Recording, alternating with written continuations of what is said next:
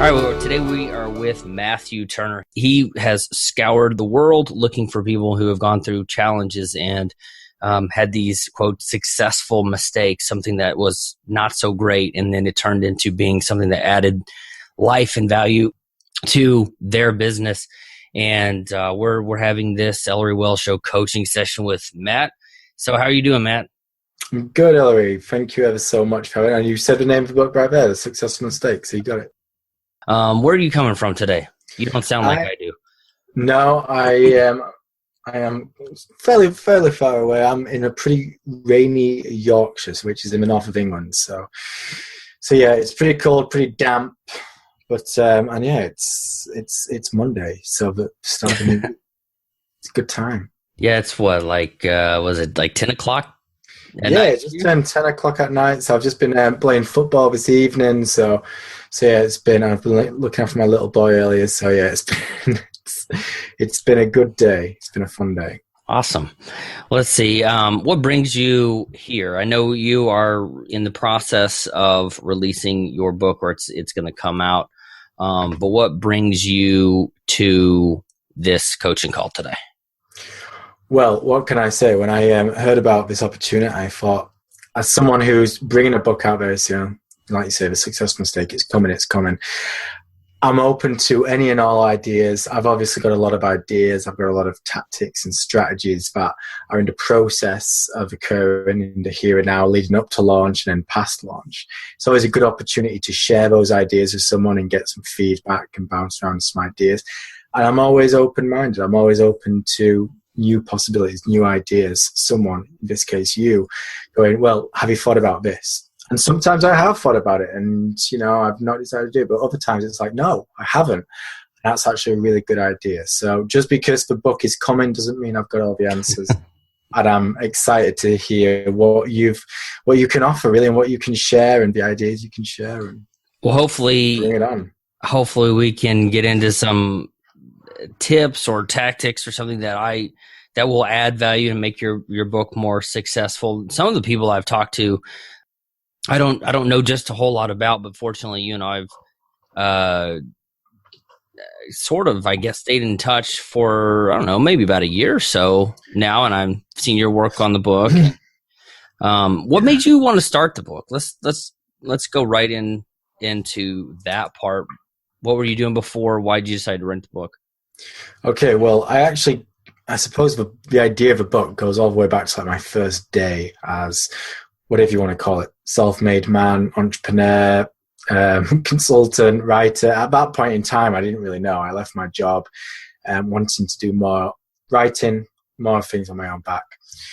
And I'd had a 3 or 4 week period where I knew I was going to be leaving my job a little bit longer, and I'd planned a website and I'd created my to-do list and I had a business plan of sorts. And I woke up early on this, day 0, and I was, the night before, really excited. I felt like I knew what I was going to be doing, and I woke up and I just kind of froze. I had this massive to-do list and I was like, where do I begin? I've got all these things to do, but how do I know what's more important and to start over something else? So long story short, in that sense, I froze. And I ended up doing very little that day. Ultimately, I twiddled my thumbs and I just kind of had stage fright, as you will. So one of the only things I did that day, I brought myself around to reaching out to a few of my friends, sending emails and texts, those who have started businesses in themselves, those who I felt like, well, you guys are going to be able to empathize with me. You've been here. Please just help. And over the next few days, I had coffees, I had Skype calls, I touched base with people, and I heard lots of stories. And I suppose the really strange thing is a lot of the stories that I was coming across were people would tell me about their failures, the times that they'd maybe fallen a little bit short, a mistake they'd made, something painful. And here I am like, are you kidding me? I'm already, thinking that I should go back and get my job. Like, I can't do this. And here you are telling me about times you've failed. But I suppose to an extent, they wore these on their sleeve. They were like badges of honor to an extent. And after a while, I started to click into place. And I thought, man, everyone is going to make mistakes. Everyone's going to fail. It's a big part of being an entrepreneur, right? To someone who's just going to do something on their own back, whether you've been doing it for 2 weeks, 2 years, 2 decades, it doesn't really matter.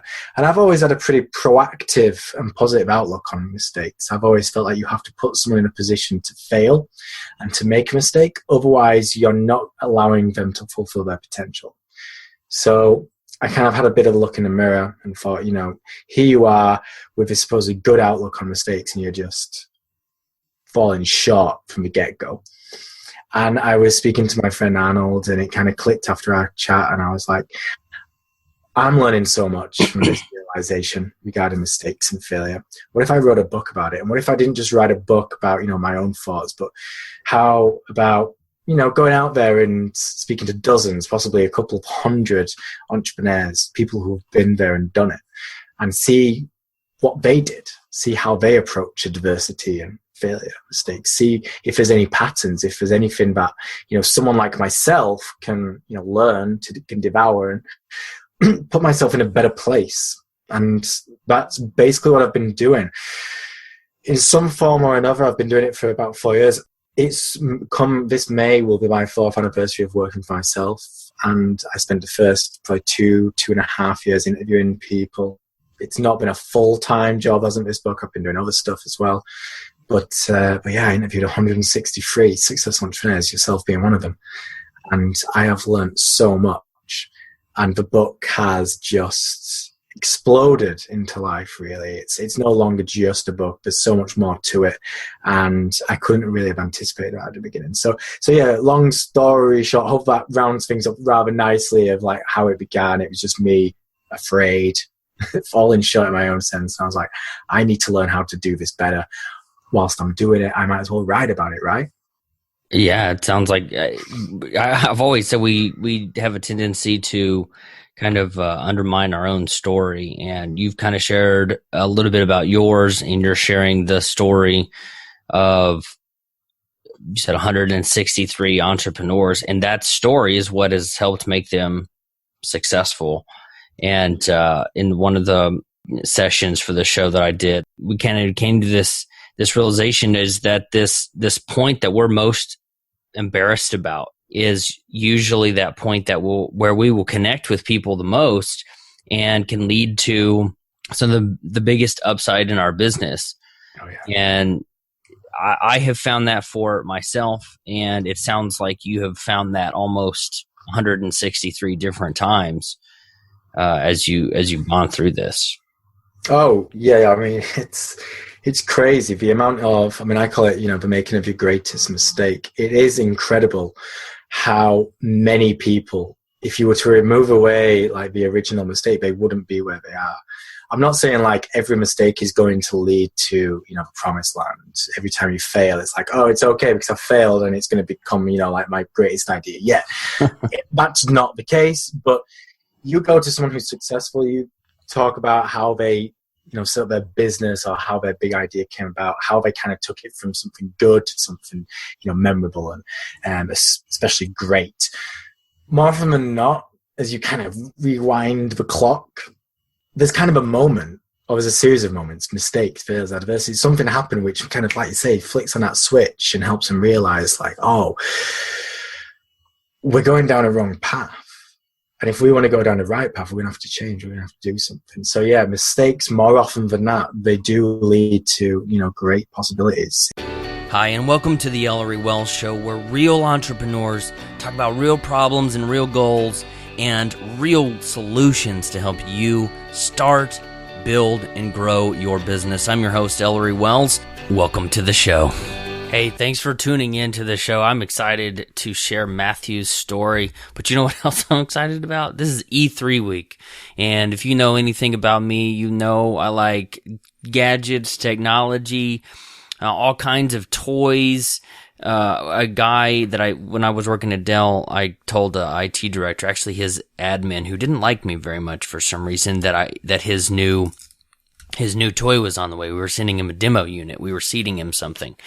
And we almost lost the account because she thought I was calling the technology a toy. Well, I could have slapped her in the face for being an idiot, but I think all technology is a toy, even if it's like, you know, when we had to replace a bunch of stuff, when we had lightning problems, when lightning hit our house, about 8 months ago, I was excited to research like stoves and ovens, and I just like technologies. Anyway, it's E3. I'm excited about that. I just got through playing a trailer for a new Rainbow Six, Ghost Recon game. Man, I think Tom Clancy and his games get a decent percentage of my video game budget. But anyway, that's not what we're talking about today. What do you think of Matt's story so far? He's been working on this book for a long time. I think he's been working on the final touches probably for a couple months. I know that working on books has been keeping me very, very busy to the point of not being able to do just a whole lot of other things. So if you read the blog as well, I apologize for not having a new post, but that's what I've been doing. Matt and I both have been working on getting our books out, and we will get back to the rest of the coaching call with Matt here in just a second. But I wanted to share a couple tools with you. The first is really super sexy. It's an accounting app. So, hopefully you got my sarcasm there. But as my business has grown, my needs have grown. And it wasn't this year around tax time. It was actually last year around tax time. I was looking for software that would help me calculate and report and look at my expenses and, you know, all of that kind of stuff. What I liked is a lot of these pieces of software gave us free trials, like a 30-day trial, and that would give me enough time to import any of my data and go right on. But then I wanted to have, like, be able to track my stuff. Man, I swear they were done mowing and they just came back around the side of the house. So I apologize if you hear that. If not, just can chalk it up to Ellory going crazy. Anyway, what I liked a couple of the softwares. I looked at FreshBook. I looked at, I think there was something with a tree in the name. I don't know. But what I liked is that they gave you a free trial. What I didn't like was that after the free trial and then all of the 10 months between the time when you're working on your paperwork, it was like $30 a month or $15 a month for the basic. And then for anything that was like one step above basic, like toilet paper, I mean, it'd be nice to have it a little bit soft, kind of. You know, you need the toilet paper. Anyway, sorry. But I didn't need something that I needed to pay $30 a month, or what is that, $360 a year, if my math's right, when I really just needed to be able to generate a report for tax time. So I kept looking, and inevitably I just did not do anything for quite a while. And then I found Wave Apps. They're not a sponsor for the show. They're not giving me any money. I don't have an affiliate link for them, but I've shared their software. If you go to waveapps.com, or if you go to ellorywells.com/show7, the link is right there. That's /show7. Go check it out. I have connected my bank account to it, and I've got Stripe and PayPal going right into my bank, and Wave syncs with my bank. They will do probably most of the major ones, unless you have a local or regional bank, which I wouldn't really recommend those anyway. Just in case you have problems, you can go into any branch anywhere. Anyway, but I connect Wave Apps to my bank, and I get to track what's coming in, what's going out, and there's a general report that I can run that says, okay, I've spent, a lot of money here, here, and here, but not so much here, or it'll tell me exactly what that is. I just wanted to share that with you because you might be out there with, I don't even remember the names. Let me see if they're in my browser thing to tell you. Yeah, FreshBooks. I don't even have the other one. Zero. I think I used Zero for a while. Anyway, I didn't want to pay. Wave Apps is free. It's the freemium model that I talk about in my book that you might have heard me talk about on the podcast. I think I've probably mentioned it, but it's free and it's supported by ads.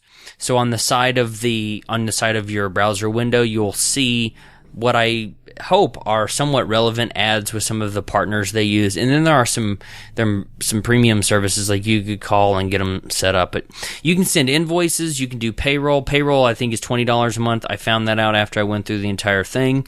And it's just easier for me to send somebody a check and keep the $20. So anyway, waveapps.com.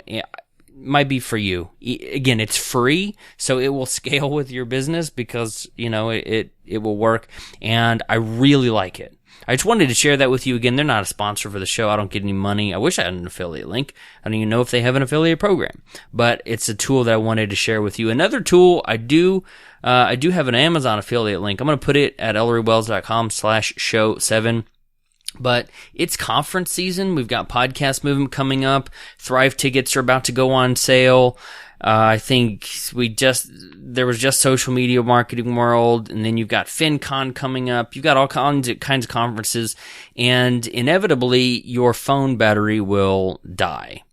And you're going to want to record something. You're going to want to, pick up the phone and call your spouse or check on your kids or post something to social media and your phone's dead. Well, charging it off of your laptop is not really the best solution because then you are kind of out of two devices. And then if you carry around a wall charger, like all the Apple people know what I'm talking about, they've got, practically tied to their hip, and you're always needing the juice. And when you're at a big conference hall, there's not always a plug available. So I bought, if you go to like a Best Buy or something, you would pay through the nose on this. But I got what is called an Anker PowerCore Edge. It's a 20,000 milliamp hour charger, USB charger. If you put it into perspective, that is, according to their little image here, that's 5 charges of a Galaxy S6, that's 7 charges of an iPhone 6, and 4.5 of an iPhone 6 Plus.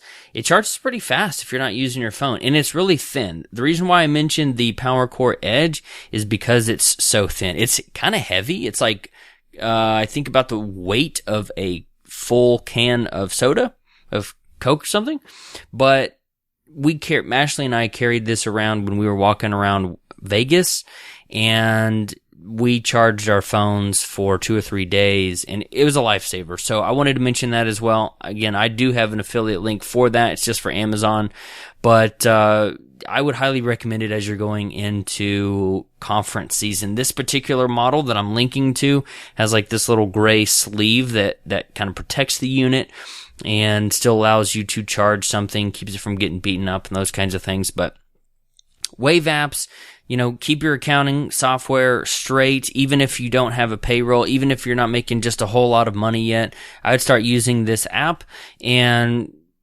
it should be scalable to where you can measure your payroll and expenses and send invoices and those kinds of things without having to spend $30 a month. That was the key for me. So anyway, thank you for tuning into this episode and listening to me rant about lawnmowers. I think they're finally gone. But let's get back to talking with Matt. This was a coaching call, as he just mentioned. We wanted to talk book launch strategy, and I'm glad I'm getting to listen to this one as the exit strategy is about to come out. I tell you, I sent out an email to my list, and I got a bunch of pre-orders. It was pretty cool to sell the product, and it was also cool to send an email and get direct revenue based on it. So this stuff works, guys. This stuff really works, and I'm living proof, and if it's not clear in most of my messaging, anything I can do, you can do as well. And I'm sure Matthew would agree. And let me ask you a question. What is a mistake that you have made that maybe it has caused you to feel embarrassed, insecure, like you might lose friends? And I want to encourage you that event, that choice, or that position you found yourself in that is embarrassing might be your greatest source of inspiration. It might be the source of the strength you can draw from, and it might be the event or life situation, life event that other people will connect with and help your message resonate with them. So whether it was a choice you made like I did a few years ago that led to my mistake and getting let go, or something else, I want you to consider that your mistakes are what will move you forward. And keep that in mind as we get back into the interview with the Turn Dog millionaire himself, Matthew Turner. And we'll be back at the end to wrap up the show. Enjoy the rest of the coaching call. So yeah, mistakes, more often than not, they do lead to, great possibilities. It's just about, I suppose, approaching them properly. And that's hard to do in the early stages of being, an entrepreneur or freelancer, writer, creative, whatever it may be. It's hard because you've got so much pressure on you, and it's scary. It's a roller coaster ride. And when you are still trying to make a book, and when you've got all these ideas and you've got all these doubts, and it's difficult to kind of comprehend what to listen to and what not. So going back to that day one, how did you figure out what of the things that were on that list? How did you figure out what you needed to focus on? Well, I suppose I didn't on day one. I didn't. I mean, that's it. I ended up, the only thing I really did do was a bunch of stuff which wasn't on my list. Stay in bed, self-wallow, and reach out to those who I know who work for themselves or have owned a business, do own a business. And I didn't really do much of anything. Obviously, it got a bit better. You wake up the next day and you're not quite as freaked out and you chip away at it. And, I kind of just got on with life, and I had this to-do list. And I call it wandering in the wilderness. And I think most entrepreneurs do it. Some people, it's a matter of weeks. For others, it's a matter of years. I certainly think I've ultimately spent, a good couple of years wandering through the wilderness. And to an extent, sometimes I still think I am, although I'm a great deal more focused and honed in on what I'm doing these days than I have in the past.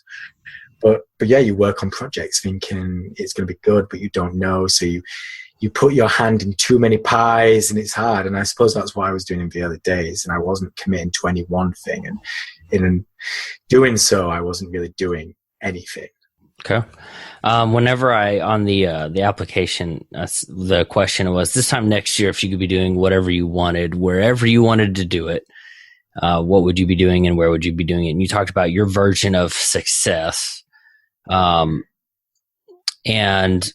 how would you define success? I read it, but I want you to tell us again, because I want to see if what you say is the same message that I got from your piece. Okay, cool. Well, I mean, simply put, my version of success is to be free from the thought of money. And in essence, I suppose that's about being, financially free. And I think people quite often take, to be financially free is to be rich, and therefore you've got no worries. But I don't agree with that, because I think just because you've got a lot of money doesn't mean that you're not going to be thinking about money. People get greedy once they get money. And my version of success is to get to a point where I am not thinking about money, period. But I know there's enough in the bank account. So if I want to, buy this new software, or I see a pair of shoes that I like, because I like shoes, I can buy them. I don't have to worry about whether I'm, fulfilling my needs as a father. I don't have to worry about, I do want to go to this conference. Will I be able to afford it or not? I don't have to worry about all that. I know that the money's there.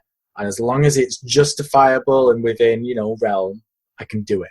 But at the same time, money's not on my mind where I'm like going, if I just kind of tweak this and tweak that, I can turn 1,000 into 2,000. I can turn 10,000 into 15,000. I can turn 1 million into 10 million. Because again, that I think just puts you in a really backward, greedy, and pretty selfish mindset. I think you can get so hooked on this idea of making money, but where is the end in that? And for me, that isn't where success is. That isn't where happiness is. That isn't where freedom is. So my version of success, freedom, happiness, is to be just free from money, period. So I'm not thinking about it, 95% of the time. I've got enough, and it may keep on coming in, but I've got other people to maybe deal with that. And I'm just not basing my decisions on, can I make more money? I feel like that will allow me to just create my best art, my best work. Money more than likely will become a byproduct of that. And then, if you're not trying to make more money to fill your own coffers, then you can be more generous, In my sense, I can buy more of my friends' books and gift them away to my audience and stuff. That's kind of what it's all about for me. So I don't know. Does that line up pretty well with what you read? I wrote it about a year ago now. So. It kind of does. I see most whenever I kind of why I asked that question, and I kind of got this from your thing, and it leads me on to a question I'll ask you in a second. Is that when people say they don't want to think about money, it's usually money that gets them to the point where they don't have to think about money. And what is that goal? You said you want to have enough to be able to do all of these other things. Have you put a dollar figure on that? Well, I think it's always going to be changing to an extent, because for me, like where I am right now, say that figure, is like 70,000. But when my son becomes, 10 and 11, that might go up to 80. And if I have more of a definitive family, and I'm with my partner now, so if I end up marrying her and we end up with another 2 or 3 kids, that number's going to rise. So I haven't necessarily put like a monetary figure on that, because I feel like to an extent that could fluctuate over time. Sometimes it might be, as low as say 70 or 80. Sometimes it might be as high as 150 or 200. I don't really know. For me, as a guesstimate, I always feel like if I can get to a point where I'm making, personally, like putting 5,000-6,000 in my bank account a month, I'm going to be able to live my lifestyle just easy going, like certain things we put on the business accounts and whatnot. So, but I kind of know that if I can get to a point where I'm just giving myself a 5,000-6,000, in my bank account, my personal, give myself a wage about a month, then I will consider myself pretty close to that version of I won't have to worry about money. And that's not like a ridiculous amount of money. That's not like 2, 3, 4, 500,000 pounds. I honestly don't think I'm going to need a lot to get to that version of success. Fair enough. Yeah. But obviously in a few years' time, if I end up having a mortgage and I've now got 2 kids instead of 1 child, and, I've got, this amazing woman in my life and we're wanting to do more things, that figure might be more, so it's difficult to kind of say it's definitely this figure and it's never going to change, because I don't think it's as easy as that. When I ask that question, I pull on a lot of the experiences that I've heard from other people, and I see a lot of people where they say, well, they have this one mindset about money, and it's usually preventing them from actually having money.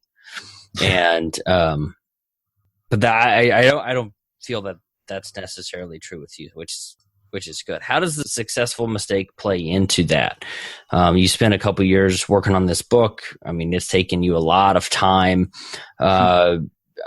interviewing the people from around the world, I'm sure.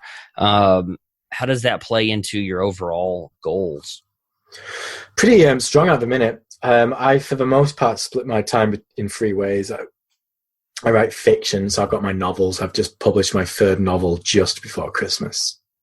I've got my non-fiction, which covers things like the success mistake and anything, I suppose, like an offshoot of that.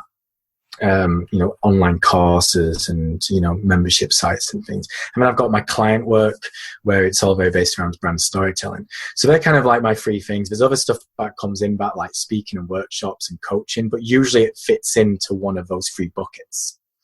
And this year I am anticipating spending around about dedicating a good 50% of my time to the successful mistake in some form or another. So that can kind of give you a decent idea of, yes, like in terms of like the money, in terms of the time, in terms of attraction, the success mistake is going to play a large role in everything that I'm going to be doing. Because, well, at this moment in time, I've finished writing it. I'm in the process of editing it and just about to start work with an editor to kind of fine tune it and take it to things. There's going to be a lot of movement on that side of things between now and launch. But then there's everything that's kind of comes with that. There's, the worksheets that come with it. I'm working on other elements. So at the moment, the success mistake is kind of split into 2. There's the creation side, and then there's what I call the action side. Action being, the marketing, the launch preps, setting up anything from podcast interviews to guest posting to JV partnerships, all that kind of things. And then the creation's more, right, well, first and foremost, I need to make sure I get the book to a point where it's done and dusted and go off to printers. Then I've got, various other like PDFs that I need to do on worksheets and online courses and things that come in with these various different packages. And so there's certain parts of that. And as an offshoot from this, there's going to be a course that is called Successful Mindset. And I suppose that's probably not going to be ready until the back end of 2016. There'll be beta users and stuff over the summer for that, but that will be kind of 2017's big kind of momentum drive, I suppose. So the Success Mistake as a book is going to be a big thing for 2016. But the Success Mistake is like the bigger world, like this successful mindset world that I'm creating is probably going to take a lot of focus for the next 2 to 3 years. When you're talking about day 0, day 1, you're leaving your job, did you want, you may have mentioned this, but I didn't catch it if you did. Did you set out because you wanted to be a writer, or did you want to do other things and this book kind of came out of that and you became a writer? I left so I could focus more time on my writing, because at that point I'd been working on my first novel for a long time and I wanted to get it done. And I wanted to ultimately split my time between being a writer, and I kind of always felt like I would write nonfiction books, but at that point I had no idea what it was going to be. But I wanted to be a writer, and I also wanted to be, all that I had in my mind was basically a marketing consultant, but I didn't like the marketing consultants I tended to meet. So I knew I didn't want to be like the marketing consultants I met. So it was a bit tricky in that sense. I kind of wanted to be doing something like that. And that's where a lot of my wandering in the wilderness kind of went. I mean, I've been pretty focused on my writing. I've been, writing a lot. I've done 3 novels now. I've been working on The Success Mistake. I haven't always gone full in with The Success Mistake. It's been a hard book to do with all those interviews. But yeah, the client side of things, I'm not really a consultant these days, although I suppose part of what I do is. But you talk about where I want to be going forward in, like a year, 2 years and stuff. I ultimately want to get to a point where I am basically focusing my time on writing. Do you think that you want to do more fiction, or I know you something with this, you're talking about worksheets and using that as a message. Where do you see that going? Well, worksheets and things tend to play like a role within something larger. So there's roles as a general rule, like for instance, the Success Mistake is going to be a book, hopefully, that inspires the reader to take action. It's like an inspiration. It's not going to be a textbook. It's not a theory book. It's not going to, give them a step-by-step breakdown of doing everything. It's going to, for the most part, inspire you to do stuff. And then at the end of each chapter, there's going to be certain tasks. And there's going to be directions like worksheets. So you can then take action behind the scenes. Because otherwise it would be a very long book. So I suppose things like worksheets and the courses and video courses, the Success Mistake is like an introductory, getting the reader inspired to, take a new stance on how they approach their day, implementing this idea of a successful mindset. It's like, right, and now the tools through this course, through these different packages, through these worksheets, for you to actually take action and do it, take what you've read about and do it. Because that's ultimately what it's all about. I'm sure we've all done it, read a book about what we absolutely love, totally agree with it. And then you're like, I've learned a lot from it, but I've not necessarily gone and done anything with it. It's just, and it's inspired me, but inspiration without action only takes you so far. So I want to give people the means to take it to the next level. And then obviously it's up to them to do so. So when I talk about worksheets, it's kind of more plays a role within something larger. Sure. So you want to use the book almost as like a business card or a lead magnet? Well, it's kind of become very much like that. I never intended it to. And up until about a year ago, I didn't think it was. I fully expected it to just be a book. I knew there'd be like a website and there'd be a few worksheets and stuff around it. And there may be a course that I would be able to like repurpose the book into a course form too. But for the most part, I figured it was just going to be a book. But then when I started really getting into the book and writing it and taking it, I realized that I was only scratching the surface of the book. I knew that if I just left the book as a book and nothing else, I wouldn't be doing the entire journey I've done justice. I would ultimately be falling short. I wouldn't be doing the reader justice. I wouldn't be doing me justice. I wouldn't be doing people like you who are part of the book justice. So I wouldn't say the book is a business card or a lead magnet as such. It's going to be what I consider, I like to think come the end of the day, it's going to be like my masterpiece. I'm going to be oh so proud of it. I've put a few blood, sweat and tears in it, to say the least. But yeah, it is ultimately going to be playing a role within a much grander world.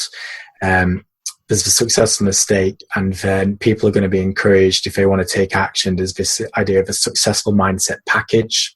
Within that, the successful mindset course, there's going to be the successful frontier mastermind community, where there's going to be lots of like monthly workshops. And one of the things which I'm going to be doing pretty soon is revisiting some of my favorite interviews from the book and going back and delving deeper. So there's going to be a series of these interviews which kind of go really deep. So for instance, let's say I interviewed, entrepreneur A, and I'm asking them questions about their great mistake, and they talk about a hiring mistake. We talk about the hiring mistake. Well, now, because I've actually re-listened to that interview and everything, and I know more about hiring mistakes, I could go back to that person and be like, right, I want to kind of go deeper into this idea of like how you hire and what you learned from that. And I feel like the workshop from that, an hour-long talk, would be so, so valuable. And I know that there's certain topics that I would love to revisit with certain people and say, I want you to go deep. I feel like last time we just was on the surface of that iceberg. I want to go to the tip of it. I really want to go deep all the way to the bottom. So it's just become, I just wanted more and more. One of the things I'll be doing as well once the book's written is starting the Successful Stories series, where I'm going to be writing a bunch of short books over the span of like a year, 18 months, a little bit like James Altucher's stories from Choose Yourself. And again, the idea being each book will maybe just focus on 2, 3, 4 entrepreneurs, really hone into their particular interview, and just kind of go into more depth. The book, for the most part, is a narrative. It's me going through my journey, talking about this 7-step through your great mistake, picking at quotes and stories as we go through, which is fantastic. It makes it for a free-flowing book that's, well, hopefully immersive and energetic. But there'll be times when you're like, I want to know what, this entrepreneur said in the sense. So, okay. And I couldn't have anticipated all this from the beginning. And it wasn't until I started writing it and getting through it, and I was like, I just can't do everything with one book. It just can't be. So it's great because it's transformed into something so much bigger, and you have the potential for it. I like to think it's pretty huge. It sounds like it. I mean, if you did, I think most of your calls were probably about an hour, or some of them pretty short. For the most part, the interviews range between sort of 20, 35 minutes, but yeah, some as much as 45, 50. Okay. I think the shortest one I had was about 11 minutes. I feel like that would be a Chris Brogan type interview. I think I saw him on your landing page. Yeah, he was pretty quick. And to be honest, some of the ones I did in the beginning were a bit quick because, well, I was new to it, and I was a bit sort of raw and rookie-ish. So, but yeah. Just so everybody knows, if you go to turndog.co/successful-mistake, you can see what I'm looking at, which is Matt's website, where he's got, I recognize just from the headshots people like Dan Miller and Chris Brogan, and there's Jamie, not Tardy anymore, Jamie something Masters. There's I know that guy's name, but you've got quite a variety of people. One of the things that you mentioned is launch ideas and feedback on current ideas and building a thriving subscriber list, which, by the way, I think is all going to help with the launch. Talking about a subscribing list for promotion and things like that. So before we talk about what else you could be doing, what are you to launch, to promote the book? I see your stuff on Twitter. I'm on social media at the same time, far too much and not enough. If you, so I've seen your. Yes, I know what you mean. I've been on your website before. We've, like I mentioned before, we have chatted a few times. How are you getting the word out about your book? And this will release a good time after we're talking today, but what does your roadmap between now and launch date look like?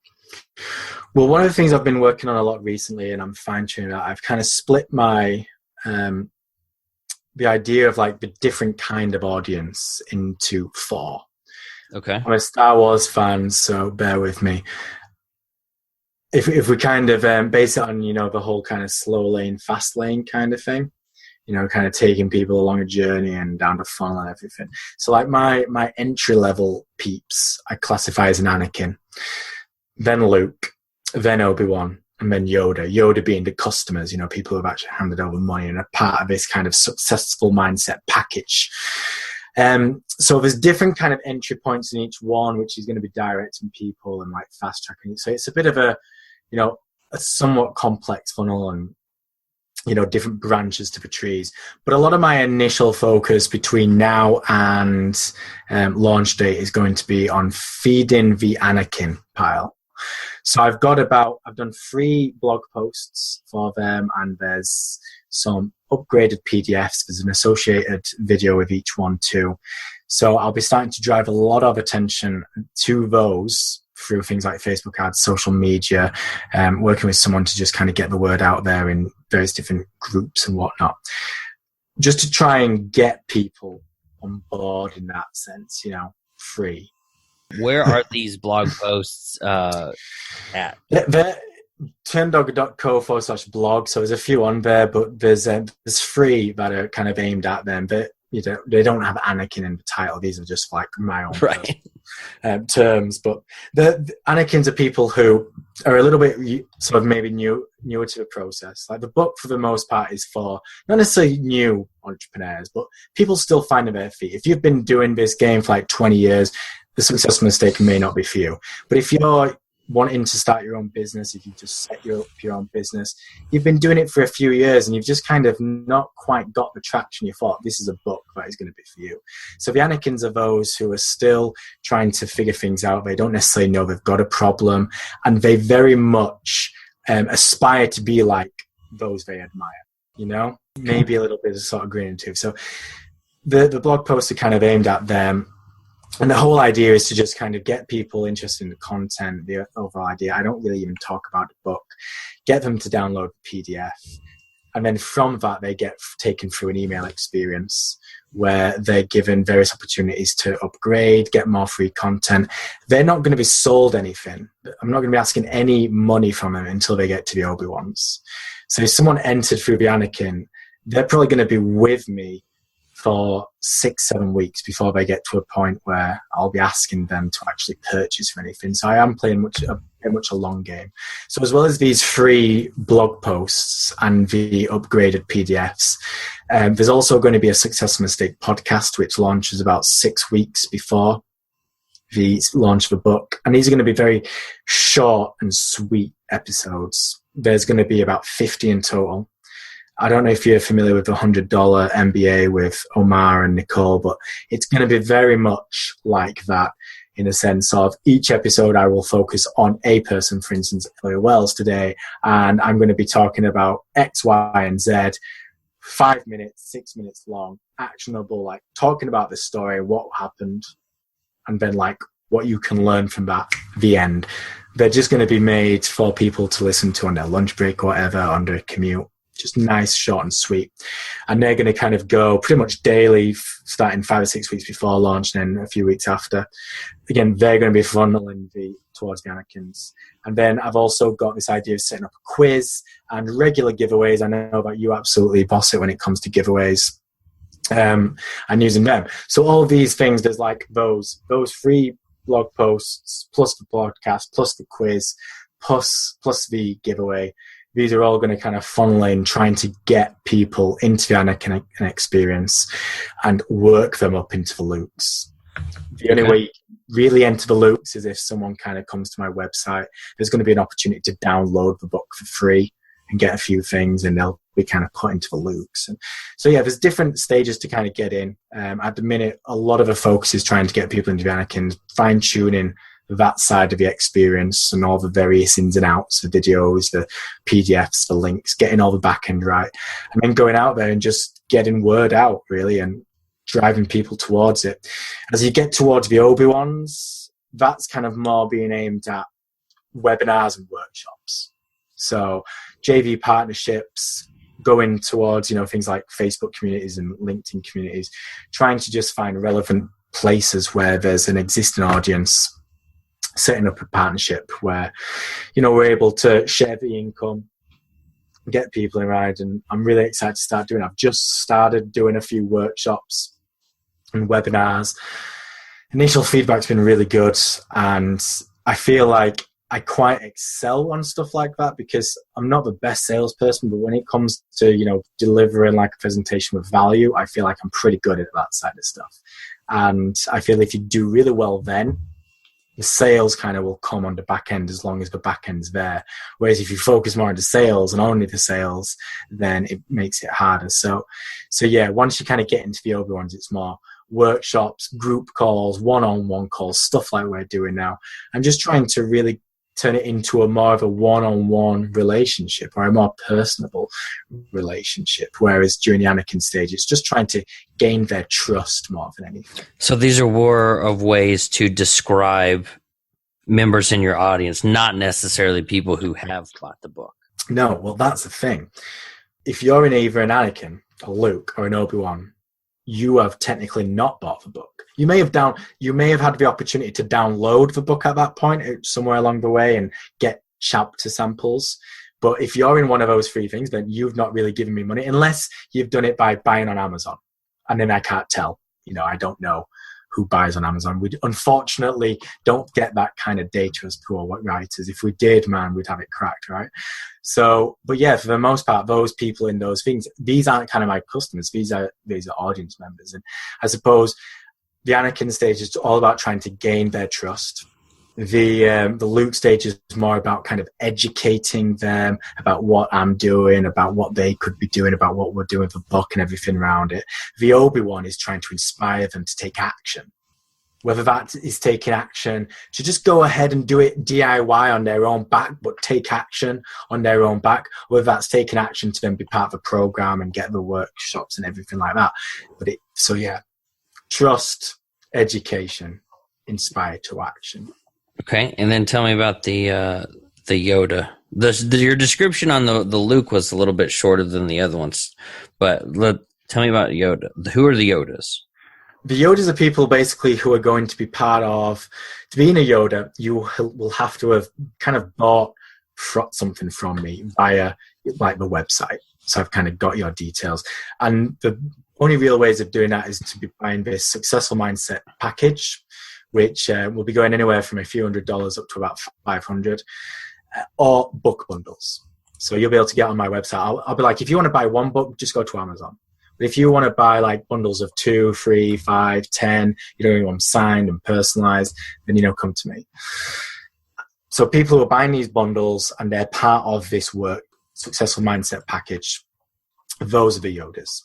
And obviously, depending on what kind of thing they've bought, they'll be taking on their own experience. If they're part of the Successful Mindset community, then they will be getting, monthly workshops. So that'll be kind of an ongoing program. They'll be part of a daily community that's going on, which will be spanning on things like Facebook, but also email and also, group calls and regular just free workshops and everything like that. And that's obviously kind of where the aim is, to try and get as many members of that into that community and turn it into something where it's not just me delivering content, it's not just me providing the help, but I want it to get to a point where people start collaborating with each other and they start, one of the things, everything's kind of in an idea mode now, but once kind of things get established, creating opportunities for accountability partners and, people setting up masterminds within the mastermind, meeting people, like-minded people who want to define what success means to them. They've got this community, they've got all these people who are taking action and take it into something that's going to be memorable, because we're all part of mastermind communities and Facebook groups and everything, and some are better than others. And I suppose I have ambitions to turn mine into one which, people value, whether that's, 100 of people are in it or 300 or 500. Okay. So the Yodas are basically, those are the people who have taken action and they are part of the biggest source of value. So the Anakin would be blog posts, people who are wanting to do more free things and just kind of passively learn and read. The Obi-Wans are the DIY people who want to learn and then do it on their own, but the Yodas are the ones who are part of more of a premium community, right? I know I skipped to Luke because, and then what are the Lukes again? And the Luke are the people who kind of understand that they maybe have a problem, but if you say the Anakins that don't necessarily know they have a problem, they're maybe a little bit blind with bliss. The Lukes are, they start realizing, oh man, this entrepreneurial game is tough. Like, yeah, I know that I'm a bit scared to do this. I know that I'm not doing everything right. They just kind of don't know where to start, Okay. There's so much out there. It's a bit of work overload. They're not necessarily ready to take action because they just don't know what the issue is. They know there is a problem. They just haven't quite defined the problem. So it's all about trying to educate them to what the problem is, getting them inspired to then take the next step. Because it's not that the Obi-Wans are necessarily the DIYers, but the Obi-Wans are then, you've gotten to a level where, okay, I know there's a problem and I've now defined the problem and I'm ready to take action. I'm ready to turn this around. I'm fed up of feeling like this. I'm fed up of making these same mistakes. I'm fed up of having a business that is just kind of getting along and I want to be up here, but I'm not. I'm ready to take action. So whether that's, they get the blueprints and they go off and do it themselves, or they get part of the program, or they do this, or they do that, but they're ready to take action. They know there's a problem. They know what it is. It's like, I'm ready to take action. And I suppose the whole point of the experience is to, even if someone enters as an Anakin, is to educate them as they go along so they get to that point as an Obi-Wan and be like, okay, now I realize I've got a problem. I know what it is. And that's fantastic for me because they'll have done that over the space of 6 or 7 weeks. Whereas without that experience, it may take them 6 or 7 months, 2 years, 3 years. So if someone goes to the site and I got this thing that says a chance, be an early reader, or if I go to, let's see, your latest blog post was a couple weeks ago. Let's see. I guess is your blog all about the book or is it about other things as well? That's about other things too, but yeah, for the most part, it will be largely to go to the book, and yeah, there's obviously other stuff that will drive towards those blog posts. When I do guest posts and guest publications, I'll be backlinking to them. So yeah, when I do like a podcast interview, I'll be directing them to a particular kind of web page, which, depending on the audience, they'll either be filtered through to an Anakin or to a Luke, depending on who kind of best fits it, really. So. Do you own the successfulmistake.com? I or did. .uk, co.uk, or whatever? No, I did, and I need to re-get it because I let it expire. But yeah, I'm going to be getting, imminently, pretty soon, I'll be going out there and getting stuff like successfulmistake.com.co. And that will be kind of become the main book page. So, for instance, let's say it's successfulmistake.com and you go on there and you're able to download the book for free by doing, X, Y, and Z, those would probably put straight into the Obi-Wan. Okay. Because they will have to have gone through a certain amount of vetting. They're going onto a website and it's like, I want this book for free, so they're clearly someone of interest. I would definitely suggest that you buy that. I know, who was it? Michael Port or whoever did, I guess my book, Steal the Show, and those other ones, he did a podcast about it. And I've thought about doing a short podcast for the exit strategy, but I haven't done it. But I think if you want to make this ecosystem around the book, I would highly recommend that you utilize that, because not only is it easier to remember, but it will grow larger than what you have at turndog.co right now. I think it will. Oh yeah, no, absolutely. Yeah, and that's it's definitely, I don't know when I'm going to be doing it. I need to start doing it in the coming, probably the next 5 or 6 weeks. Get the successfulmistake.com.co, whatever it is, and I'm going to build what will ultimately start as a very simple site. I'll probably move the related blog posts over to there instead of turndog.co. I'll make sure that the podcast is over there. And like I say, it makes it a lot easier for, memory means, if anything else. So Yeah. that is definitely going to be agenda. And the time will be, I'll need to do that very soon, actually. So you're segmenting your list based on how they get on the list as well? Yes. Yeah. So everything will be tagged, and I'll be able to kind of, I don't know if you're aware, ConvertKit. So I'm still fairly new with ConvertKit, but I've been really happy with it. And the way that you can tag and then set different parameters around a tags are really useful. And well, hopefully, I mean, everything that I've kind of said now, it's iterative. It's all in idea phase now. And as and when I do things and you learn, you change it up. But I suppose the emphasis being that I want to try and take everyone on a journey. I don't want to just make it all about the book. I want people to obviously read the book and enjoy the book. But if they're not ready to read the book in the here and now, I want them to get as much value as possible. Read the blog post, look at the podcast, get all this stuff, get this content, get to a point where it's like, I trust this guy. I like how he's doing it. Or I don't, in which case, hopefully they've unsubscribed, But if they're still there and they're liking it and they're opening the emails, they get to a point where it's like, yeah, I want to read this book. And I suppose I'd rather go that way rather than just shoving the book down everyone's throat. And you might get a lot of downloads, but like how many of them actually convert to reading the book?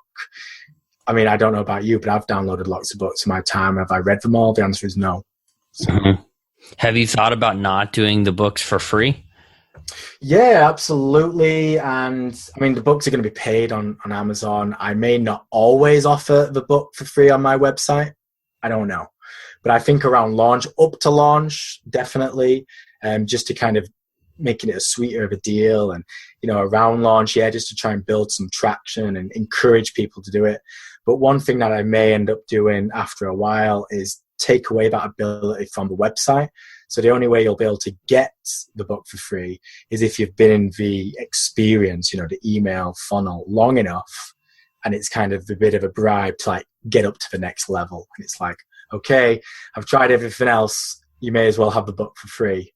So I don't know. But around launch, I definitely would like to just kind of use the book as leverage for free to try and build that side of things. And I don't know. We'll see how it goes. But that might not always be the case. Or we don't value things that we get for free. And I know you've got a tremendous amount of value in the book. If you didn't, I mean, you wouldn't have come this far. And if you didn't, you wouldn't be planning this whole ecosystem around it. So just from where I am seeing things, I probably wouldn't do I might give chapters away for free. I mean, you got 163 chapters-ish or something like that. If everybody gets a chapter. Not quite.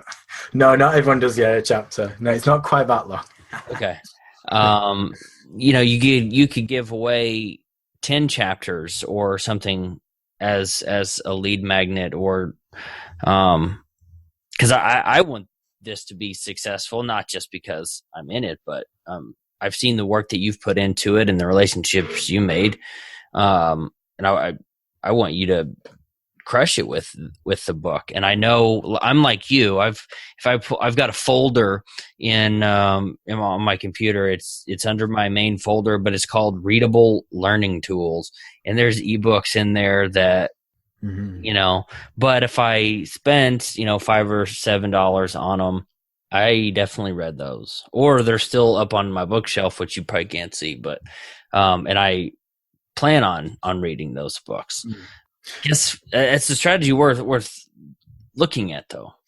Yeah, it is. And to be honest, I've not made the website yet, so I've not made any firm decisions on that. So definitely food for thought in that sense. Definitely food for thought. But like I say, at the minute, I'm just bulking out on the Anakin side of things. Next week, I'll probably be working on the Luke experience, and that would be when the free book kind of comes into it on the back end of that experience. So but that is fun, and it's true. People don't tend to value free. So how I will approach that with, it's definitely not going to be free on Amazon. So that'll I don't know the exact price yet, but I think it's going to be like a $9.99 ebook, $14.99 paperback. Yeah. Obviously mess around with the pricing. And To be honest, I don't know whether I will ever even sell the book on the website. I don't want to sell single paperback copies. I want to only do bundles. I'm going to be everything. If you want a single book, go to Amazon or Barnes and Noble or something, get it from there. And it might be that a case of the ebook isn't available on the website. You get directed to your Amazon or your Barnes and Noble. Well, just keep in mind, I mean, e-commerce stuff is generally pretty free. I mean, you don't have the inventory. You have to go to the post office or anything like that to mail them. So if people are buying ebooks, I mean, you keep 97% of it. Yeah. 70% on Amazon. That's true. Yeah. And you can always have them. I mean, having one on your site doesn't mean you can't do it on Amazon. That's how I've done some of my books. Until last year, I got an SSL certificate, so I can, got all the secure stuff on my sites. Oh, yeah. And I guess I still have the link to Amazon, but the process is shorter, and you can, like I said, keep 97% because PayPal, Stripe, or whatever, they 2.9, basically 3%, versus on Amazon, most you can get is 70. So something to think about. How can I help you? I know we're running out of time. How can I help you? Did you get any sort of launch ideas? I don't know. Feedback maybe a little bit. And then I don't know how well we did on giving you some ideas for the thriving subscriber list, but anything I can do to give you a boost or help you out in the last couple minutes that we have.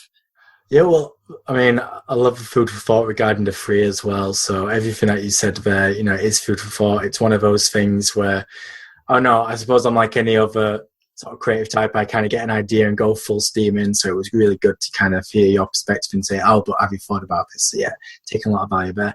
I suppose one thing I'd be interested to hear from you is I want to build like get certain giveaways, maybe like every 6-7 weeks, and my idea is to actually include people's books who appear in the book. So like maybe each time, like cherry pick 4 or 5 books from authors who appear in the book. And I think you quite often use things like King Sumo, using something like that. I mean, I don't know. Have you got any advice on how to, kind of get the most out of those kind of giveaways? The ones that have had the most success for me are the ones where it was one of them I did away just a handful of copies of Think and Grow Rich by Napoleon Hill. And I had just written a blog post about it. I just finished reading it for the second or third time. So it was fresh on my mind, had a lot of relevance, and is a very targeted kind of giveaway. Others that I've done are 6 or 7 different books from different authors. So the ones that I think had the most impact are the ones where I feel passionate about the book. I think that's a good strategy for you. Here I'm giving away a copy of these 3 or 4 authors, all were featured in my book, and maybe you throw in at least one copy of your book. Yeah. Maybe even, here's one from each of these people, and here's 3 of mine, 1 for you and then 2 for you to give away to someone who would help. And reaching out to those authors and say, hey, I'm giving away one of your books. Do you mind sharing it? I don't think that you would get rejected on that, because they're getting their word out. They're getting another book sale because you have to buy them. And if you themed them, like you could also target specific people out in the world, like you're talking about hiring mistakes.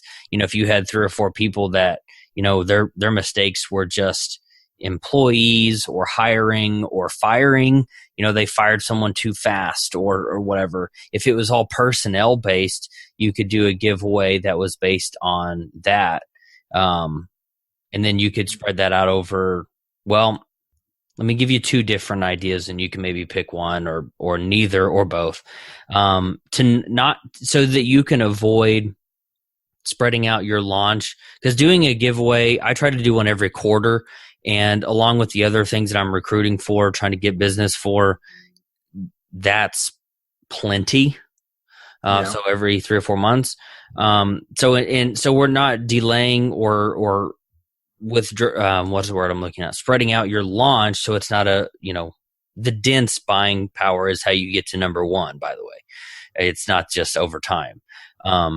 You could either, spend a couple $100, buy 20 different books from your authors and do those and target different people, like through different social media campaigns, Facebook ads, target entrepreneurs with employees for the personnel one, and then target entrepreneurs without employees. They choose 1 to 5 employees instead of 10 to 20. And then people who, let's say they expanded too fast. If there was a way that you could find a characteristics that you could then target via Twitter or Facebook, my point is, instead of doing one every quarter and spreading out your quote launch over 12 months, you put them all, in July or August, but you market them to different people. Ah, nice. I don't know if I explained that very correctly. No, you did. No, I understand what you mean. Yeah. Okay. So you could and yes, I do use King Sumo, which is the same guys that do Sumo Me. I think, honestly, I don't know how much that plugin costs, but it's better than Rafflecopter, which I found very limiting, and I actually had a problem with their software. Not them, but their software. There's probably a few others out there, but I like King Sumo because it encourages people to, they would say viral sharing, but everybody gets a custom link and you share, and the more people click on your link that you just shared, the more entries you get. Yep. So people who enter are incentivized to continue to share. How well they do a good job of communicating that people are incentivized, I don't know. But that's a good one. Like I said, Rafflecopter seemed to be a pain, and then it would get very expensive to have a bunch of features. In terms of like how long you do a giveaway, do you tend to do it like over a 3-week period, a 5 weeks, 6? Have you found any way like works better than the others? Sure. Give me a second. I will pull up some stats for you. It all depends on, honestly, how large the purse is. If you're giving away a $20,000 car, you might do it over a longer period of time. If it's $120, I think about 3 weeks is about right. My last giveaway, I think I ran it for 2 months, and that was too long, and I got about 30% more results from the one that I did with Think and Grow Rich by Napoleon Hill. Okay. And I think I ran that one for like 3 weeks. So maybe it was a month and a half for the other. 2 months sounds awfully ridiculous to me. So I don't think I would have done that. But if you did them for 2 or 3 weeks, that's probably what I would suggest. I also give a system of how everything fits together. You can definitely, there's no rule that you can't do that. And I would probably recommend it. I think the value on the one that I had longer was higher. Higher value, longer time. Heck, split test it.